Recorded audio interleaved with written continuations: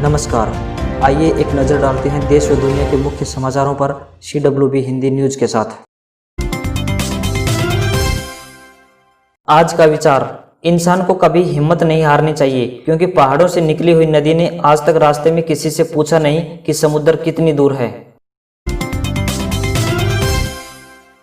कुरुक्षेत्र विश्वविद्यालय में पढ़ने वाले विद्यार्थियों के लिए अच्छी खबर है। कुरुक्षेत्र विश्वविद्यालय की कुलपति डॉक्टर नीता खन्ना के निर्देशानुसार विश्वविद्यालय ने विद्यार्थियों के लिए पुनर्मूल्यांकन हेतु ऑनलाइन आवेदन करने के लिए पोर्टल को 22 जून से 30 जून तक खोलने का फैसला किया है। परीक्षा नियंत्रक 1 डॉक्टर हुकम सिंह ने बताया कि जो विद्यार्थी वैश्विक महामारी कोरोना तथा लॉकडाउन या अन्य किसी कारण के चलते नवंबर 2019 से फरवरी 2020 के दौरान आयोजित हुई परीक्षाओं के परिणाम के बाद अपनी उत्तर पुस्तिका के लिए पुनर्मूल्यांकन के लिए आवेदन नहीं कर पाए थे, वे विद्यार्थी अब 22 जून से 30 जून तक आवेदन कर सकते हैं। विद्यार्थी अब निर्धारित फीस व 500 रुपए लेट फीस के साथ आवेदन कर सकते हैं। विद्यार्थी इस संबंध में पूरी जानकारी कुरुक्षेत्र विश्वविद्यालय की वेबसाइट kuk.ac.in से प्राप्त कर सकते हैं।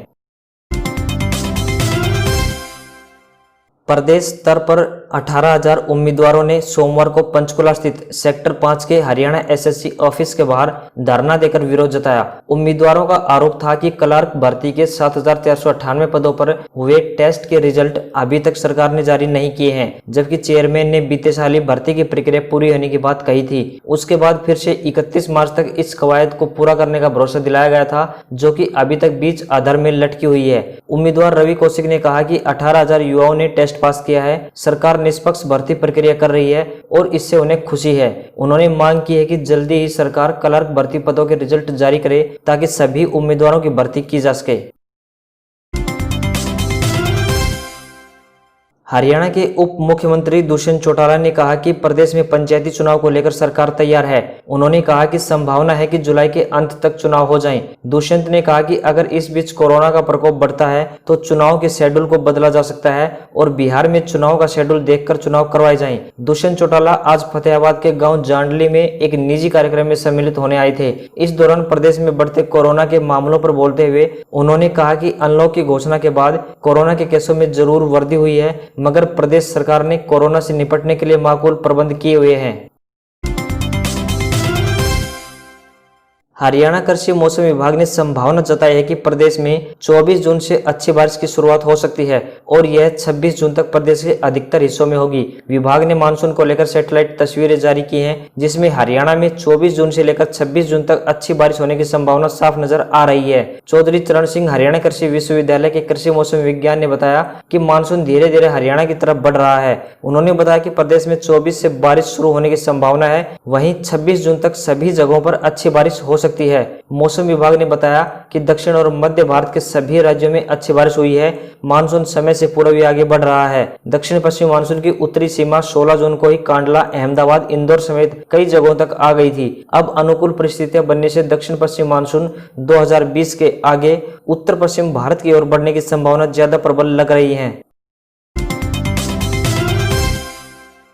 प्रदेश भर के निजी स्कूलों में कोविड-19 वैश्विक महामारी संक्रमण के दौरान लॉकडाउन के दौरान स्कूली बच्चों से फीस व अन्य फंड वसूली की मांग को लेकर पंजाब एवं हरियाणा उच्च न्यायालय में गए सर्व विद्यालय एवं निजी विद्यालयों को कोई राहत नहीं मिली। दरअसल सोमवार को हुई सुनवाई के दौरान बंद पड़े निजी स्कूल पंजाब की तर्ज पर स्कूली बच्चों से 70% फीस व फंड जमा कराने की मांग करते हुए सरकार के ट्यूशन फीस के आदेश पर स्टे चाहते थे, मगर कोर्ट ने कोई राहत नहीं देते हुए इस मामले की सुनवाई 7 सितंबर तक टाल दी है। उन रिटायर्ड कर्मचारियों के लिए अच्छी खबर है जिन्हें हर साल अपने जीवन का प्रमाण पत्र देने के लिए ट्रेजरी या बैंकों के चक्कर लगाने पड़ते थे। अब वह अपने नजदीकी अटल सेवा केंद्र यानी CSC पर जाकर जीवन प्रमाण पत्र ऑनलाइन दर्ज करवा सकेंगे। पहले यह सुविधा केवल साल के 2 माह मिलती थी, लेकिन अब किसी भी दिन जाकर इस सुविधा का लाभ रिटायर्ड कर्मी ले सकेंगे। उन्हें ट्रेजरी या फिर बैंक आने की जरूरत भी नहीं पड़ेगी। अब तक रिटायर्ड कर्मचारियों या पेंशन लेने वाले अन्य लोगों को अपने जीवन का प्रमाण पत्र जमा करवाने के लिए ट्रेजरी, बैंक या फिर संबंधित विभाग के चक्कर काटने पड़ते थे। सबसे ज्यादा परेशान बुजुर्गों को उठानी पड़ती थी। साल में एक बार यह प्रमाण पत्र जमा करवाना पड़ता है। लोगों की सुविधा को देखते हुए इसे CSC पर शुरू कर दिया गया है, लेकिन पहले यह केवल साल के नवंबर व मार्च में ही भरा जा सकता था। अब CSC में यह सुविधा पूरे साल कर दी गई है। कर्मचारियों को ऑनलाइन जीवन प्रमाण पत्र जमा करवाने के लिए केवल 10 रुपए अदा करने होंगे। इससे उनके बैंकों, ट्रेजरी में जाने से जहां समय बच जाएगा, वहीं बार बार चक्कर भी नहीं काटने होंगे। देश में कोरोना संक्रमितों की संख्या 4,26,140 हो गई है। 1,74,803 मरीजों का इलाज चल रहा है, जबकि 2,37,252 ठीक हो चुके हैं। कुल 13,704 मरीजों की मौत हो चुकी है। बीते 24 घंटों में 15,140 मरीज बढ़े हैं। सबसे ज्यादा 3,870 केस महाराष्ट्र में और उसके बाद 3,000 मामले दिल्ली में आए हैं। संक्रमितों की संख्या में तेजी से बढ़ोतरी होने की वजह बीते दिनों टेस्टिंग का बढ़ाया जाना भी है। 16 जून तक देश में अधिकतम 1.5 लाख टेस्ट हुए थे, अब इनकी संख्या 2 लाख के करीब है। रविवार को 1,90,730 कोरोना टेस्ट किए गए। बीते 2 दिनों से हर दिन 15,000 संक्रमित बढ़ रहे हैं। अगले 5 दिन में देश में कोरोना मरीजों की संख्या 5 लाख और महीने के आखिरी तक 5,50,000 हो सकती है। असम के गुवाहाटी स्थित कामाख्या मंदिर को आज से शुरू हुए अंबुबाची उत्सव की वजह से 3 दिन के लिए बंद कर दिया गया है। उत्सव के दौरान मेला भी लगता रहा है, लेकिन इस बार कोविड-19 संक्रमण की वजह से मंदिर प्रशासन मेले की मेजबानी नहीं कर रहा है। पिछली बार इस मेले में करीब 25 लाख लोग आए थे। इस बार सिर्फ धार्मिक अनुष्ठान होंगे। 75 दिन के लॉकडाउन के बाद मंदिर को 8 जून को खोला गया था। कामाख्या देश के 51 शक्तिपीठों में से एक है। राजस्थान में सोमवार को 67 मरीजों की कोरोना रिपोर्ट पॉजिटिव आई। इनमें से जयपुर में 28, धौलपुर में 10, कोटा, अजमेर और झुंझुनू में 6, जबकि दौसा में 5, टोंक में 2 और सिरोही में 1 मरीज मिला। नए संक्रमितों में 2 दूसरे राज्यों से हैं। ओडिशा के जगन्नाथपुरी में कल रथ यात्रा निकलेगी। सुप्रीम कोर्ट ने यात्रा की इजाजत दे दी है। श्रद्धालु शामिल नहीं हो पाएंगे। कोर्ट ने कहा है कि मंदिर कमेटी राज्य सरकार और केंद्र सरकार के कोऑर्डिनेशन में यात्रा निकालें, लेकिन लोगों की सेहत से समझौता नहीं होना चाहिए। अगर हालात बेकाबू होते दिखे तो ओडिशा सरकार यात्रा को रोक सकती है। साथ ही कहा गया है कि पुरी के अलावा ओडिशा में कहीं और यात्रा नहीं निकाली जाएगी। सुप्रीम कोर्ट का फैसला आते ही पुरी में जय जगन्नाथ के नारे गूंजने लगे। भीड़ जमा न हो इसलिए शहर में शाम 4 बजे से धारा 144 लागू कर दी गई है। शाम होते ही नंदी घोष, ताल ध्वज और दर्प दलन रथ को मंदिर के सिंह द्वार तक पहुंचाने की तैयारियां शुरू हो गई। नंदी घोष भगवान जगन्नाथ का रथ है। तल ध्वज पर बलराम विराजेंगे और दर्प दलन पर सुभद्रा। तीनों रथों को खींचने के लिए शंखचूड़ा नागिन, वासुकी नाग और स्वर्ण चूड़ा नागिन लाई गई है। यह नारियल से बनी रस्सियों के नाम है। मंगलवार को रथ यात्रा की शुरुआत सुबह 9 बजे से होगी। भगवान जगन्नाथ खिचड़ी खाकर निकलेंगे।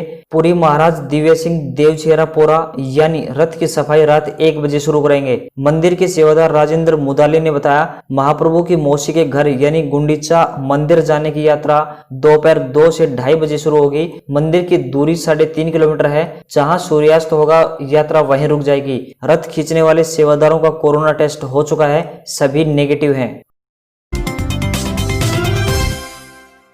भारत चीन तनाव के बीच रक्षा मंत्री राजनाथ सिंह सोमवार को 3 दिन के दौरे पर रूस रवाना हुए हैं। दोनों देशों के बीच रक्षा को लेकर और रणनीतिक साझेदारी पर चर्चा होने की उम्मीद है। साथ ही Bharat S-400 triumph anti missile system की डिलीवरी में तेजी लाने के लिए रूस पर दबाव डाल सकता है। न्यूज एजेंसी ANI ने सूत्रों के हवाले से बताया कि रक्षा मंत्री राजनाथ रूस से Sukhoi 30, MKI, MiG-29, T-90 tank और किलो क्लास सबमरीन के लिए इक्विपमेंट की अर्जेंट सप्लाई की मांग करेंगे। पहले इन इक्विपमेंट की सप्लाई समुद्र के रास्ते से होनी थी, लेकिन कोविड महामारी के चलते यह कई महीनों से अटकी हुई है। सूत्रों ने कहा है कि राजनाथ अब रूस से कहेंगे कि वे प्लेन के जरिए जल्द से जल्द इन सामानों की सप्लाई करें। रवाना होने से पहले रक्षा मंत्री ने ट्वीट किया कि रूस की यात्रा के दौरान भारत रूस के बीच रक्षा और रणनीतिक साझेदारी को और मजबूत करने को लेकर बातचीत होगी। मैं मॉस्को में 75वें विक्ट्री परेड डे में शामिल होऊंगा। राजनाथ सिंह के साथ रक्षा सचिव अजय कुमार भी गए हैं। दिल्ली के मुख्यमंत्री अरविंद केजरीवाल ने सोमवार को प्रेस कॉन्फ्रेंस में बताया कि कोरोना के मरीजों में ऑक्सीजन लेवल कम होने पर परेशानी बढ़ती है। ऐसे में होम क्वारंटाइन किए जा रहे मरीजों को ऑक्सीमीटर दिया जाएगा। वे हर 1-2 घंटे में अपनी जांच खुद कर सकेंगे। ऑक्सीजन लेवल कम हुआ तो वे अस्पताल में फोन करेंगे और मेडिकल टीम ऑक्सीजन लेकर तत्काल उनके पास पहुंच जाएगी। मुख्यमंत्री ने यह भी बताया कि यहाँ बीते 10 दिन में टेस्टिंग 3 गुना बढ़ाई गई है। पहले रोजाना 5,000 की जाँच हो रही थी, अब यह 18,000 पर पहुंच गई है।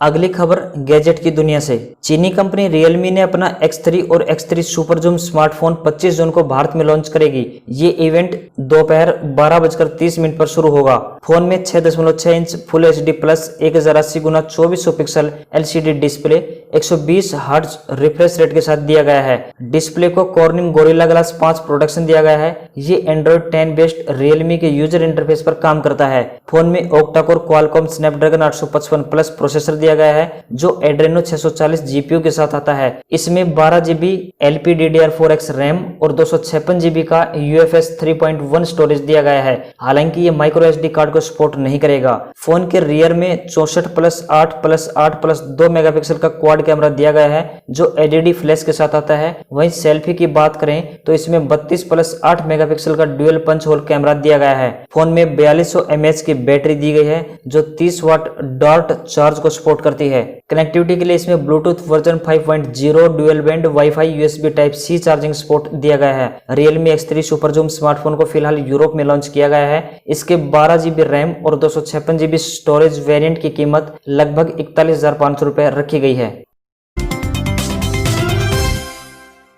उत्तर प्रदेश बोर्ड की 10वीं व 12वीं की परीक्षा परिणामों की घोषणा 27 जून को की जाएगी। मीडिया रिपोर्ट्स के मुताबिक यूपी बोर्ड की सचिव नीना श्रीवास्तव ने जानकारी दी कि यूपी बोर्ड की परीक्षाओं का रिजल्ट 27 जून को जारी किया जाएगा। उन्होंने यह भी बताया कि बोर्ड परीक्षाओं का रिजल्ट ऑफिशियल वेबसाइट upmsp.edu.in या upresults.nic.in और upmspresults.up.nic.in पर जारी किया जाएगा। इस साल 10वीं व 12वीं की परीक्षा में कुल 56,11,000 स्टूडेंट शामिल हुए थे। इनमें से 30,24,000 से ज्यादा स्टूडेंट्स 10वीं की परीक्षा में शामिल हुए थे, जबकि 12वीं की बोर्ड परीक्षा में करीब 25,86,000 स्टूडेंट्स ने हिस्सा लिया था।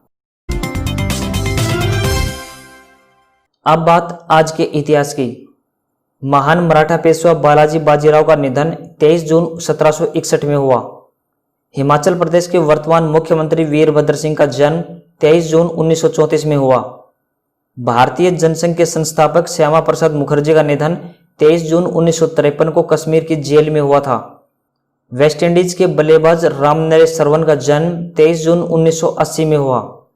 भारतीय नेता एवं इंदिरा गांधी के छोटे पुत्र संजय गांधी का निधन 23 जून 1980 में हुआ। गुजरात का रानी की वाव और हिमाचल का ग्रेट हिमालयन नेशनल पार्क 23 जून 2014 में विश्व धरोहर सूची में शामिल हुआ। मोहम्मद बिन नाइफ के बाद मोहम्मद बिन सलमान सऊदी अरब के नए उत्तराधिकारी 23 जून 2017 को नियुक्त हुए।